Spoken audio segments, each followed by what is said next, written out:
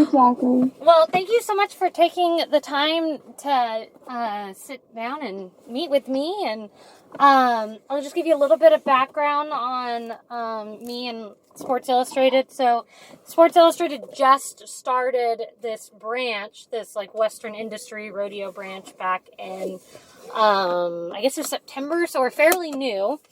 But they reached out to people in the industry and then just kind of gave us the reins. Because they were like, it's such an untapped industry in major media. Okay. So I thought it would be really neat to just do a little feature on you and Team Fearless and what all you have going on in Vegas. So if you just want to give me a little bit of background of who you are and then maybe how Team Fearless got started and then what y'all are doing in Vegas. Yeah, so well, I'm a professional barrel raiser, and I had qualified for the NFR and like won collegiate national championship and stuff prior to having an injury.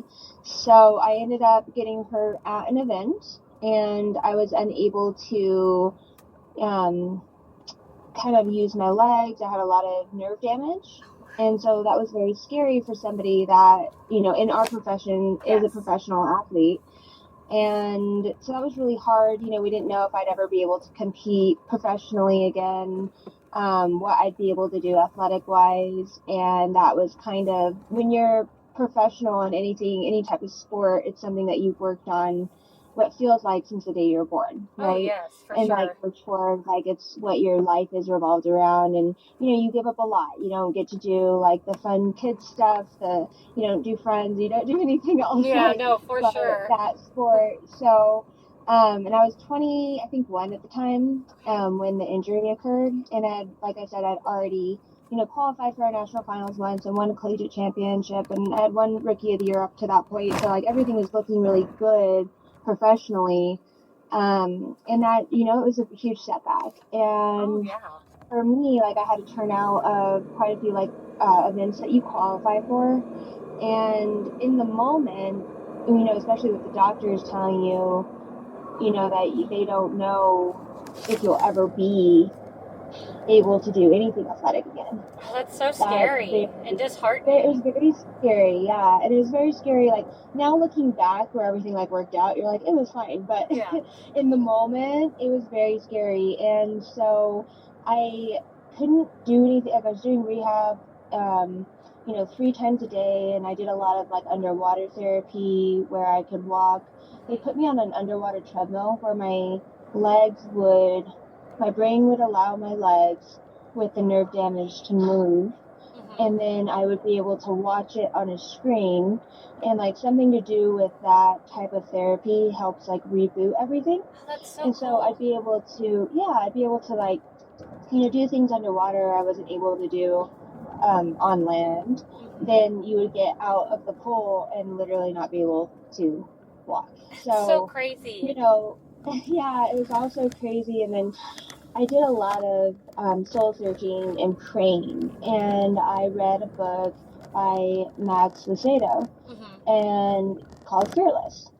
And it talked about being fearless no matter what journey you're on, and that basically what I got out of it was, even though you want something so badly, it doesn't mean that that's God's divine plan for your life. Yes. And so when I truly gave in to that, into God's divine plan, I said, you know what, just because I want this, and like this is what I've worked toward my whole life, doesn't mean that that's God's plan for me. And I really need to be fearless in the thought process of being ready for whatever God has planned for me here on out, whether it's what I want or not. And so, I mean, that was huge. And I wish I had a way to explain the feeling. I'd say it gave me goosebumps just hearing you talk about it. That's incredible. Oh, I wish I could explain the feeling, because it's like an ultimate, like where you just like totally just give in. Like it's like this ultimate, not that you're giving up, it's not like a sad thing. It's very much where you're just like, I just gave in to God's divine plan for me, And whether that had to do with horses or like anything, like, I mean, our cheer team had made nationals in high school and stuff. Like, I was always doing something athletic. Yes. And so it was just very hard for me, but I did end up giving wholeheartedly up to God and his divine plan, no matter what that looked like. And I feel like I got really lucky in the fact that once I did give in to that, I did start healing rapidly.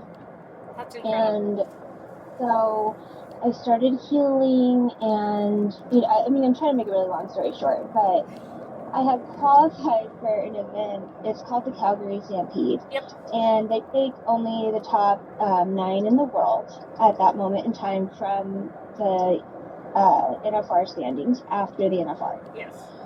So, and then they take like some Canadian standings and, blah, blah, blah. Yes, But for sure. so I had qualified for that. And my goal was, like, when I started healing, was to get ready for that. And I'm literally making cliff notes for you. No, you're good. I love it. No, send me everything.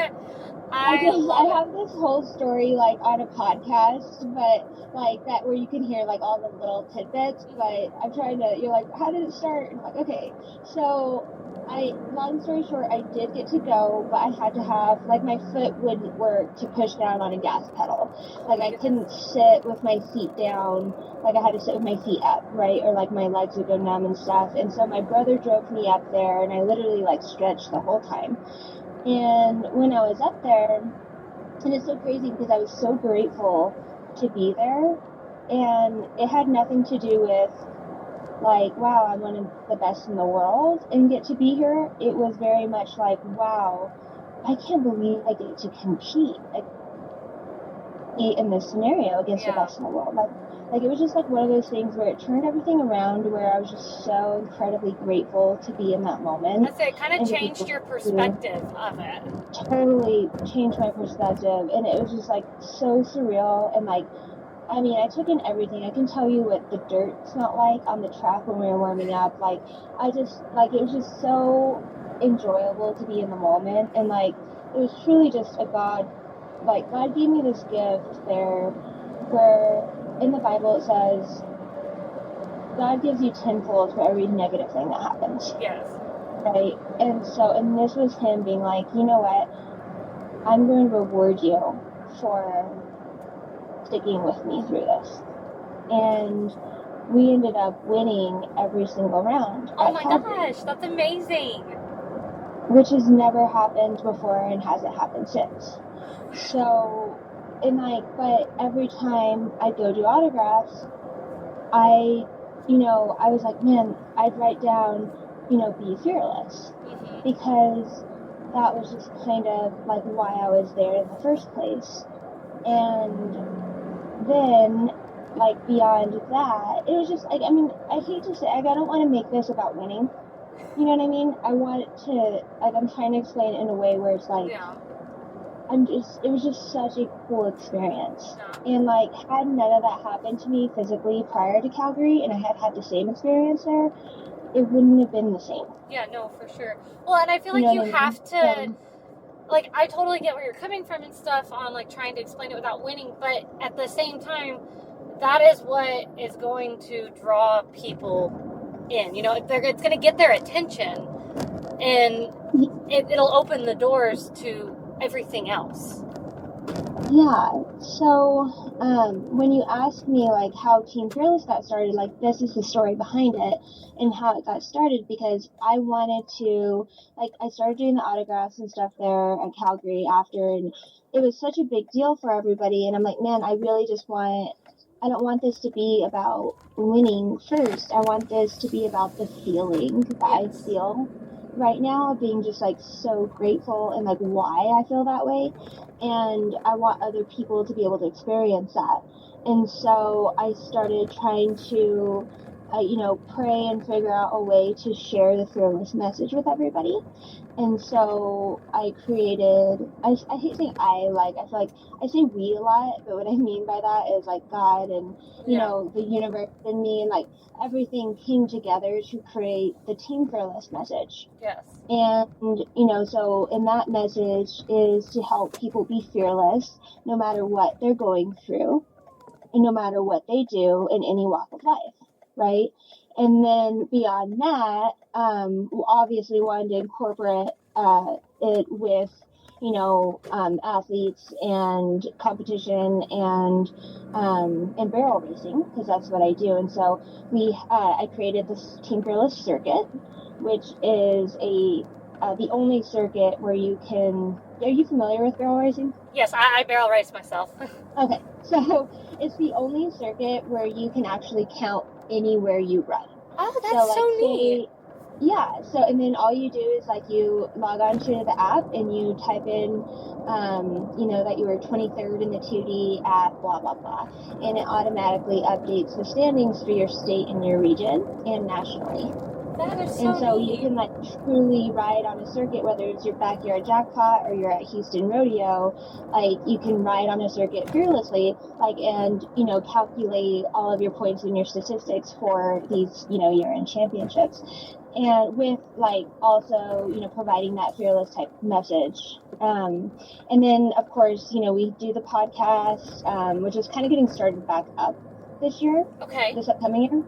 And then in the show in Vegas, which is mainly wrapped around these professional rodeo athletes and how, we are fearless or incorporate that or overcome fear and, you know what I mean? Or yes.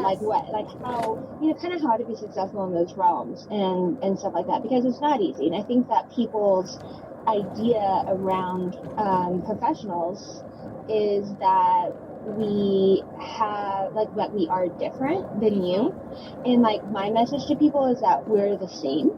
Yeah. And it's simply just a mindset, and that you can do it too. If I can do it, you can do it, kind of thing. I love that. Yeah, and I hope that explained it all. Yeah, no, that was wonderful. I am so excited. I've seen your stuff at barrel races. I think the first time I noticed it was when the All-In was in Stephenville. I worked that race, and I was like, oh, okay, yeah, it's cool. But I didn't know what it was, and I just love that. I absolutely love your message. It actually really touched my heart. I'm not gonna lie. But yeah, I think that's amazing, and I'm really excited. I'm staying at the Rio, so I'm gonna try to come to y'all's to the show and stuff. Yeah.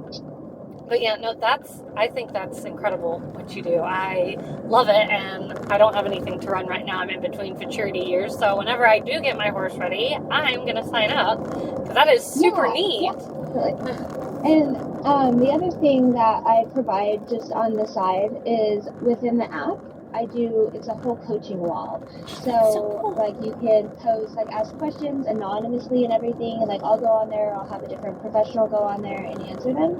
And then I had created an entire coaching program from start to finish, how to start a barrel horse. Oh my gosh, that's so neat. Yeah, so that's all within the coaching side of it.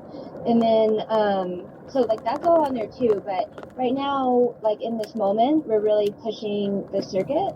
And then so people aren't confused about what the app is. And then and then by the way also and to download the app is free, so even though you're not competing right now, you can download the app and participate in the social wall and all of that without being a part of the circuit. And you don't have to be a part of the circuit to do the coaching stuff either. Oh, so there's still ways that you can participate and stuff. That's awesome. Well, thank you so much. I know you said you're getting me some little cliff notes and stuff to send over. Could you also send over a couple pictures that I can use, and the photographer gets the credit for it. And then if you have, I don't know if you have one of your runs it could be from NFR, from Calgary, whatever, I can put a video in as well. And I would love to be able to do that. And I will get to work on that today. And I hopefully will have it out by tomorrow because I really want to encourage people to come to y'all's show in Vegas. Who are some of your the people you have coming to the show, like some of the speakers? So, like, message-wise, I think the first day is probably going to be one of the coolest days, Team Fearless-wise, because I'll get up there and I'll tell my Fearless story, like kind of how I just did with you. Yeah. And then I'll bring on Amberly Snyder, who is, they made like a movie about her and stuff. And love Amberly. Yeah, and we're friends, and we had completely different experiences, right? Like, she didn't heal, yet she figured out how to continue, like, on with with her dream and everything. Like, so it was just very two different mindsets that both like ended up working out. So I don't know. So I think that will be cool. And then I'll have like Cassidy Dennison on there. We haul together, and I'll bring. It's a family day. It's like Fearless Family Day. It's like how it takes a team in order to be successful. So Amber Lee is bringing one of her sisters on. Cassidy will bring like her mom on and stuff. I'll have Brad Goodrich. He's a 6-time NFR calf roper, and his son is coming on. Dusky Lynn Hall is an upcoming rising star. Love her. She's so precious. Yeah. So we'll have her on. So that's all the first day, which is on the 9th. And I think that'll be like the fun day because it'll kind of explain basically like what Team Fearless is a little bit and like the message behind it, and then everything else is more like where we get into, like more like interview type style stuff. Awesome. Well, that's super exciting. And when did you say that first night was? You kind of cut out. That was the... So it's during the day on stage at the Country Christmas at the Rio. At 1 o'clock. On the 9th. All right. Awesome. And then it starts back up at 1 o'clock on the 11th through the 13th. And then the 14th through the 16th, we move to the Horseshoe at the same clock, at the same time, same clock. Same clock. I totally got what you meant. Awesome.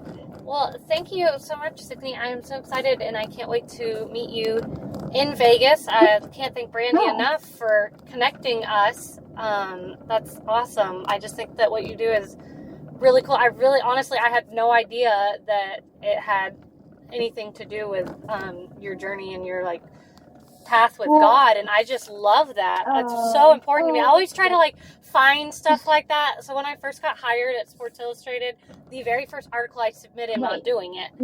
And they're like, "Oh no, you do whatever you want." They're like, "That is a huge part of this industry, and we're not going to shut that down." So yes, I'm so excited I get to write about that again.